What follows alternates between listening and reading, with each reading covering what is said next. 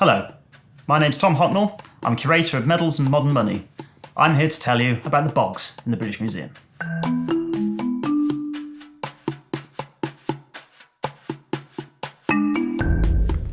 And here it is. So, what is it? Well, it's a drawing of a banknote. It's based on this. This is a Bank of England £5 note. And you can tell that it's not a genuine note, or I can tell because it is a drawing. But also, it's actually printed on one side only, whereas this banknote is printed on both sides. And it's made, or drawn, in the mid-1980s by an artist known as J.S.G. Boggs. He was American-born. He moved to London in 1980. And about 5 years later, he alighted upon the idea that he could literally draw his art and make money from it.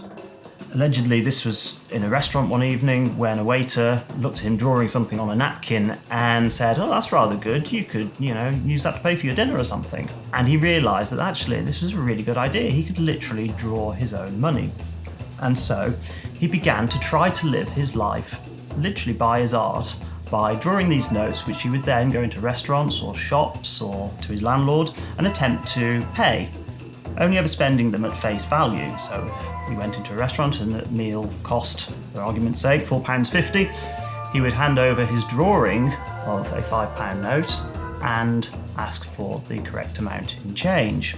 And there'd usually be an icy silence when he did this, before he explained that he was an artist and that if the recipient wanted, they could have a genuine £5 note to pay for the meal, or they could have a drawing. The choice was theirs. There was no attempt at subterfuge.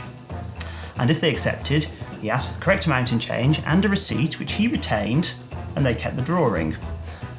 Later on, his gallery would attempt to track down the note that had been spent and buy it back, usually at an inflated amount, thus ensuring that all parties to the transaction were happy, at which point they would reunite the drawing with the receipt and the change, and that would become the artwork. It was Boggs' attempt to mystify or blur the boundary between art, money, and functionality. Now, in 1986, he got his first solo exhibition at the Young Unknowns Gallery, which was a gallery down in Waterloo. And prior to that, he began to generate quite a lot of media interest. And the Daily Telegraph had suggested that what he was doing might be in contravention of counterfeiting laws. This panicked Boggs, and so he wrote to the Bank of England, to the governor at the time, asking for permission in order to reproduce his drawings of banknotes. The bank denied him permission, and so Boggs wrote again and asked them to come and take a look at the things that he was drawing because they couldn't possibly be confused for the real thing. This is an unusual case, he acknowledged. Would they give him permission in order to carry on drawing these copies of banknotes? Again, the bank declined. And this time, it instructed Scotland Yard to conduct a raid on the Young Unknowns Gallery. And 3 police officers turned up and they confiscated various works, literally pulling them off the walls, including this work. As you can see, this is the frame from the Young Unknowns Gallery. Scotland Yard decided that there wasn't enough evidence to prosecute. However, the Bank of England used its prerogative to bring about a private prosecution in order to bring Boggs to trial. And this was held at the Old Bailey in November 1987. In the meantime, Boggs became somewhat notorious throughout London for his work and for the impending court case. And he visited the British Museum in the autumn of 1987, where there was an exhibition co-curated by the bank and the British Museum exploring 300 years of the bank producing paper money. And a rather odd episode. Clearly his notoriety meant that he was recognised very quickly.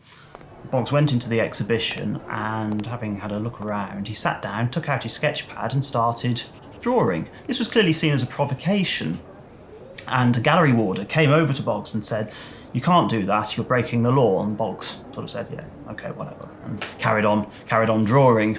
Half an hour later, as he describes it, a big bouncer type came over and said, "Hello, Mr. Boggs, we're not supposed to be here, are we?" and promptly threw him out of the museum.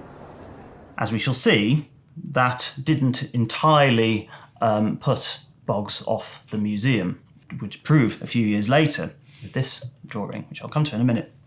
In the meantime, in November, the case went to trial. It was held over 4 days at the Old Bailey, and Boggs was represented by Geoffrey Robertson, QC. And his defence hinged on the application of the term reproduction. "What is a reproduction?" Geoffrey Robertson, QC, asked the jury.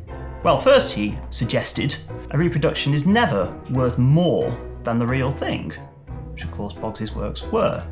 Second, he suggested, only a moron in a hurry could mistake this for the real thing. And after 4 days, the jury agreed, and it took them 10 minutes to find him not guilty.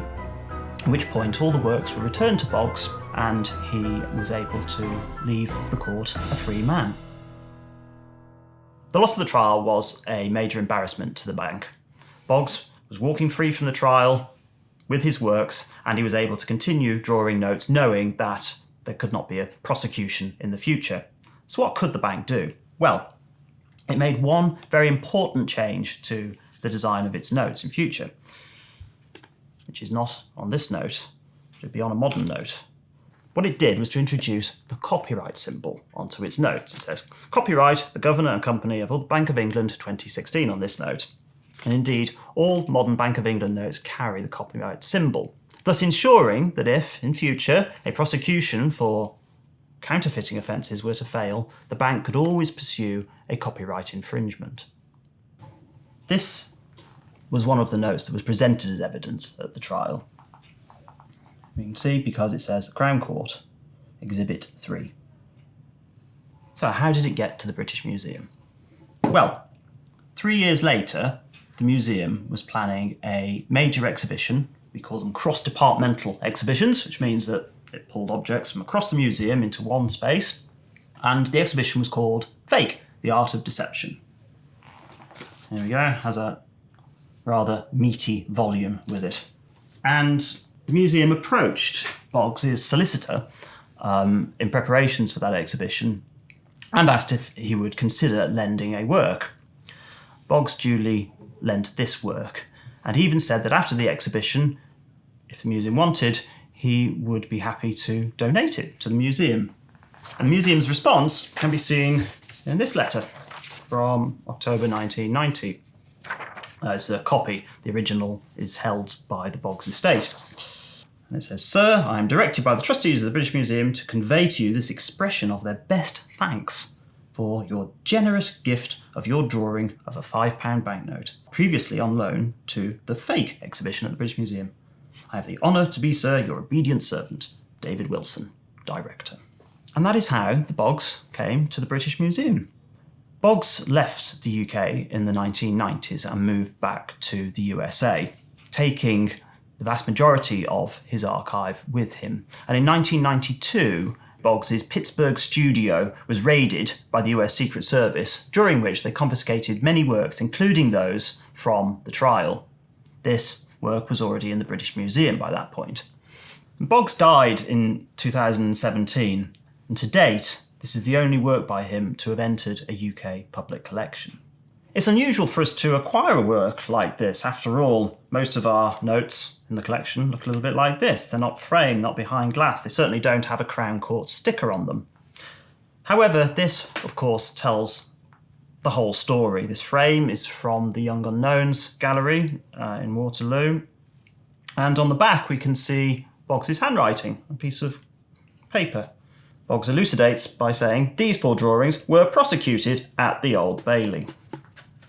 And if you'd like to see it, it is currently on display in room 68, the Money Gallery, where it has recently gone on display next to a work by the artist Banksy, who in the early 2000s was printing notes in order to use in an art installation, and they very nearly got him into a lot of trouble.